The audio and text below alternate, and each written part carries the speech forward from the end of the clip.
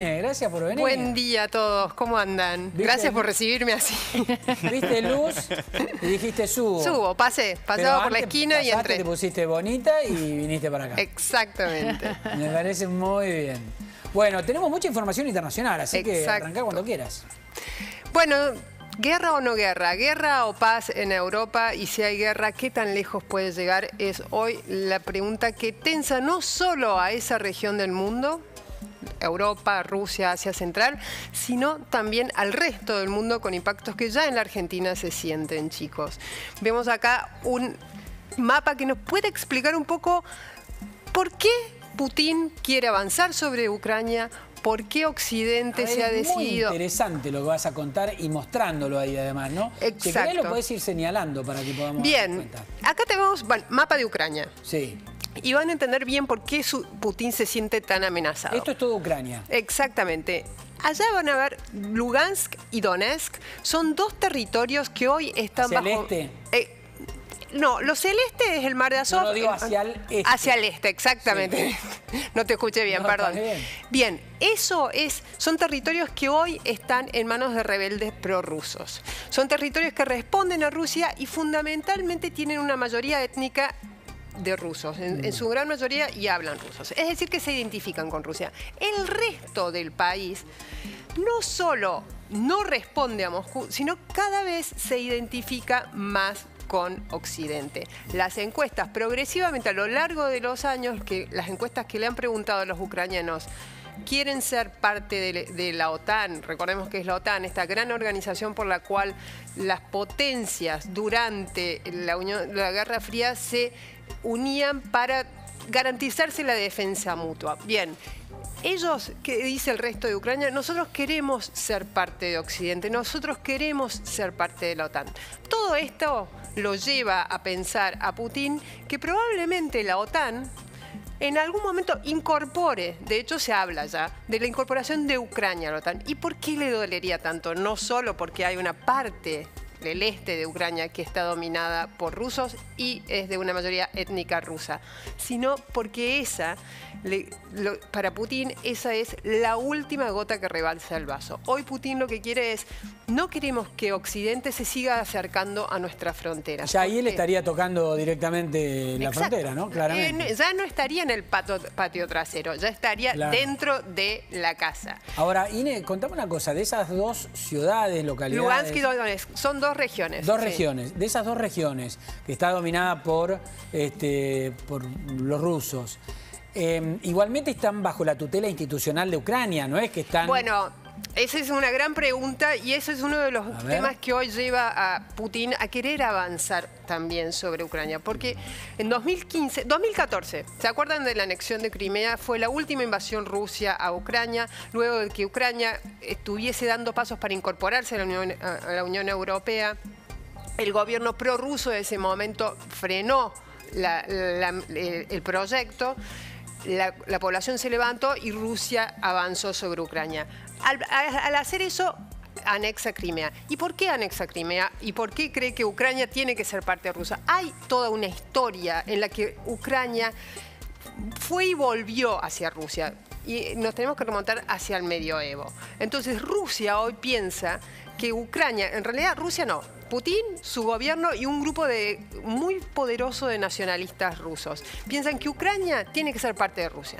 Ucrania no puede ser soberana, Ucrania no puede decidir nada por sí mismo. Entonces, anexa Crimea en 2014 y en 2015, para poner fin a esta tensión, Rusia y países de Europa y Ucrania, las potencias europeas y Ucrania, firman los acuerdos de Minsk. Esos acuerdos de Minsk, básicamente una de las medidas de los acuerdos de Minsk es que Donetsk y Lugansk iban a tener una cierta autonomía del gobierno central ucraniano y podían ser casi soberanos y responder a Moscú. Esos acuerdos hoy no han sido muy respetados, ni por Rusia ni por Ucrania. Entonces lo que dice Putin es, una de las razones por las cuales nosotros tenemos que invadir o avanzar y rodear militarmente a Ucrania es porque no se respetan los acuerdos de Minsk. Esa es la excusa formal, digamos. Sí, esa es la excusa formal. Y tiene otros pedidos creo que tenés en placas preparada información de los puntos principales. ¿Querés repasar eso? Clarísimo en la gráfica del mapa. Una cosa más del mapa que nos ayuda también a entender por qué Putin está se siente tan amenazado. Un poquito más al norte de Bielorrusia y de Polonia están las repúblicas bálticas. Las repúblicas bálticas junto con Ucrania eran una de las repúblicas soviéticas, es decir, que respondían directamente a Moscú. Bien, 30 años después de caída la Unión Soviética en 1991, esas repúblicas ya hace tiempo que son parte de la OTAN. Entonces, lo que dice Putin es, avanzaron sobre las repúblicas bálticas. Claro, se le está yendo todo y Putin se siente más fuerte que nunca para recuperar ese todo. Porque cree que es hora de revertir lo que sucedió en los últimos 30 años. Y cree básicamente, y esto es un poco de psicología e historia, cree que el mundo se tiene que dividir en tres esferas de influencias: la china, la rusa y la norteamericana. Bien. Y acá está, bueno, era un poco qué busca Putin en Ucrania. Básicamente es esto lo que les contaba, las esferas de influencia. ¿Qué son las esferas de influencia? Es un término muy técnico de las relaciones internacionales, pero que también guía la política exterior de todos los países. Es lo que sucedió en la Guerra Fría. Las dos superpotencias, la Unión Soviética y Estados Unidos, se dividían el mundo, se dividían las regiones donde imperaba su influencia. Y básicamente, si avanzaban sobre la esfera de influencia de del otro país, se tomaba un poco como una proximidad de declaración de guerra. Garantías de seguridad, y esto es muy importante para Putin. Él lo que no quiere, él y el Kremlin no quieren que la OTAN y las potencias europeas, el resto de las potencias europeas, desplieguen misiles que miren a Rusia. ¿Y dónde pueden estar esos misiles? Bien, en repúblicas, en países que no eran repúblicas soviéticas, pero estaban bajo la influencia soviética durante la Guerra Fría. Polonia, Rumania, Bulgaria.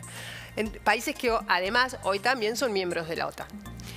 Y más poder. Y este es una ecuación, esto es un factor que no solo lo encontramos. Cuando habla de más poder, habla de más poder en el contexto internacional o internamente en Rusia. En el contexto internacional y en el contexto interno. Y es un factor que encontramos en todos los protagonistas de esta crisis. Vladimir Putin, Volodymyr Zelensky, que es el presidente ucraniano, Joe Biden, que está en un momento muy complejo y sensible hacia adentro de Estados Unidos, con un gran fracaso de política exterior y necesita un éxito de política exterior. Lo encontramos en Emmanuel Macron, que dentro de muy pocos meses se presenta su reelección. Entonces, todos tienen mucho que ganar y mucho que perder hacia adentro de sus países y hacia afuera. Ahí tenemos, mira. Exacto. ¿Qué quiere Ucrania? Y bueno, porque todos hablamos de Ucrania, pero los ucranianos parecen desaparecer en esta gran ecuación de la tensión. Un poco lo decía al principio. Cuando cae la Unión Soviética y Ucrania era todavía una república soviética, la gran mayoría de la población ucraniana no solo hablaba ruso, sino también que se identificaba mucho con Moscú y con el resto de los países que habían pertenecido a la Unión Soviética y con Rusia. Además de toda esta historia, ¿no? Historia en la cual Ucrania desde 1300 o antes empezó a tener como una misma cultura con Rusia. Pero a medida que las viejas generaciones fueron desapareciendo y las nuevas fueron ganando poder político, cultural y social en Ucrania, a través de la movilización, a través de la participación en los gobiernos, esa tendencia pro-soviética, pro-rusa, empezó a transformarse en una tendencia pro-occidental. Y eso atraganta al Kremlin de hoy. Recordemos que Putin fue un funcionario soviético, pero no es eso lo que lo define. Lo que lo define es la ambición imperial de Rusia. Es creer que Rusia tiene que jugar un papel decisivo en la historia mundial, no solo en la historia regional. No, interesante todo lo que planteas. Mira, ahí tenemos más información. Exactamente. Para entender en el hueso qué es lo que está pasando, ¿no? Después te voy a preguntar cómo crees que termina, pero dale, seguí con la información. Eso es una gran pregunta. Te lo voy preguntando para que te vayas preparando, pero dale, termina con... ¿Qué quieren Estados Unidos y Europa? Bueno, básicamente quieren ponerle un límite a Rusia, porque dicen, Rusia ya avanzó sobre Ucrania, sobre el este de Ucrania y sobre Crimea. Rusia ya avanzó sobre Georgia, no sé si recuerdan la guerra de 2008. Sí. ¿qué garantías tenemos de que si lo dejamos avanzar sobre el resto de Ucrania, no va a avanzar sobre otros países como Polonia, Rumania, Bulgaria, que no solo son miembros de la OTAN, también son miembros de la UE?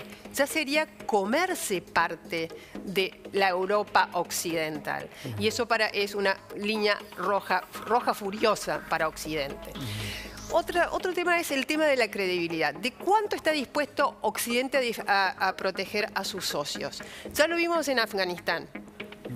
La salida, no solo de Estados Unidos, sino de toda una coalición que tenía, de la cual participaban muchos países europeos, dejó muy en falta a Occidente con sus socios. Porque básicamente lo que llevó al mundo a pensar es Occidente abandona a sus socios, ahora, ya no es un salvavidas. ¿Puedo hacer una pregunta ahí que tengo una cosita, una duda? Sí. ¿Es por eso que Biden lo que hace es empezar a denunciar todas las acciones de Putin para que no se parezca a lo que pasó en Afganistán, ¿no? Es un muy buen punto, Marian. Sí, hay una estrategia nueva de la Casa Blanca que es exactamente lo que vos decís.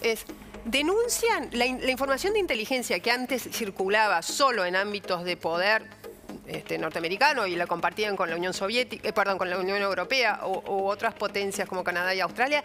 Esa información de inteligencia apenas se consiguen, la publican. Claro. ¿Y por qué? Básicamente lo que está haciendo Estados Unidos es: ahí viene el lobo a comer al gallinero. Bien, denuncia que viene el lobo, viene el lobo.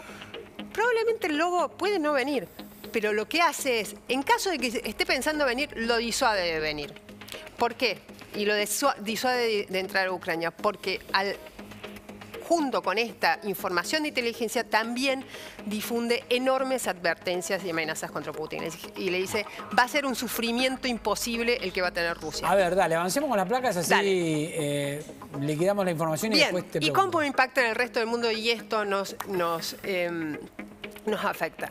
Afecta el precio de la energía, fundamentalmente. ¿Y por qué? Rusia es el productor del 10% de los barriles que consume el mundo habitualmente. Hoy, en este momento de recuperación económica global post-pandemia, afecta el precio del gas. Si bien, digamos, la provisión de Rusia de gas es para Europa fundamentalmente, el 40% del gas europeo proviene de Rusia, eso afecta el precio global. ¿Y cuál es hoy uno de los grandes temas del acuerdo de la Argentina con el FMI? Las tarifas de energía.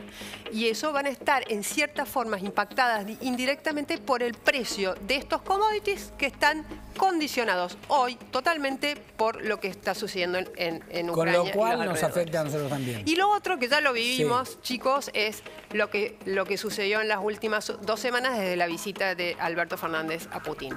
Esta tensión reclama alineamientos, reclama identificaciones. Y es lo que está haciendo Estados Unidos. No lo hace abiertamente, pero lo hace en silencio.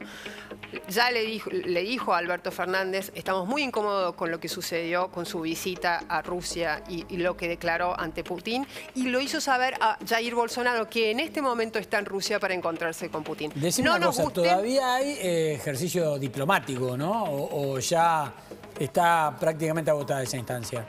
La instancia de Ucrania, toda, mira, revivió un poco el ejercicio diplomático el lunes cuando Putin y su ministro de Relaciones Exteriores, Sergei Lavrov, dijeron con toda pompa, vamos a retirar tanques y fuerzas de algunos lugares que eran muy sensibles. De Crimea, lo anunciaron esta mañana, y de la frontera terrestre en el noreste. Pero lo que sucede es que ni la Casa Blanca ni la jefatura de la OTAN le creen nada a Putin, porque ya anunció esto en diciembre, que se iba a retirar, y siguió desplegando tropas. Entonces, lo que quieren es certificar eso. Y segundo, pedirle más retiradas a Putin, retiradas mucho más estratégicas. ¿Por qué? Porque hay entre 130.000 y 150.000 tropas desplegadas. Muchas de ellas vienen de Siberia.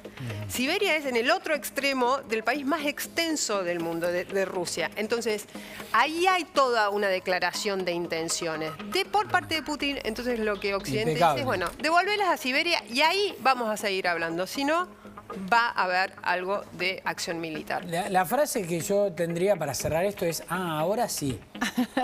Ahora entiendo. Ahora entendemos. Gracias por toda la información, Gracias a Ninel. ustedes, chicos.